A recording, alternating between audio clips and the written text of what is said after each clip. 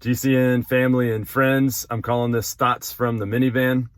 The word for today is exalt, to lift up highly, to make of utmost importance. That's what exalt means, to elevate. And so the question today for you is, what are you exalting? What is most important today? What is most pressing? What is most heavy on your heart and head today?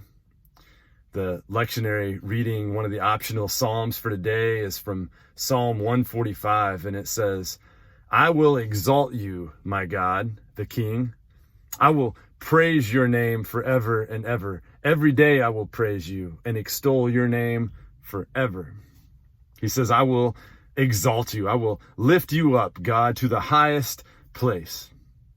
Now, I don't know if you're like me, but I can a lot of times try to attempt to solve my own problems or address and try to solve the world's problems, the problems of those I see around me, without first exalting God, like putting him at the highest place in my life.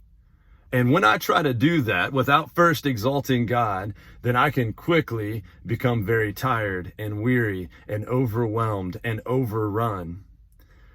I'm reminded of John the Baptist in the Gospels, in this one place where they're asking him about, who is Jesus? Like, what's this all about, this Jesus person? And John the Baptist, at the end of that answer, he says something that I want to say every day. He says, Jesus, he must become greater, and then I must become less. And I think that is like the definition of freedom, the definition of weights getting lifted off in the midst of trying to address problems, because there are problems. We got problems. The world has problems. But the psalmist says, I will exalt God. I will make him of utmost importance. A lot of mornings I go for a run, very similar to how Pastor Ben goes for a run a lot of mornings. And this morning I was listening, had some worship music on, and I was kicking it old school. For any of you that have been around the church for a while, a song came on, I exalt thee. And it starts out, and it's a reference to Psalm 97, I think verse 9, and it says, For thou, O Lord, for you, O Lord, are high above all the earth. You are exalted far above all the other things that could be gods in our life. Like, you are high and lifted up.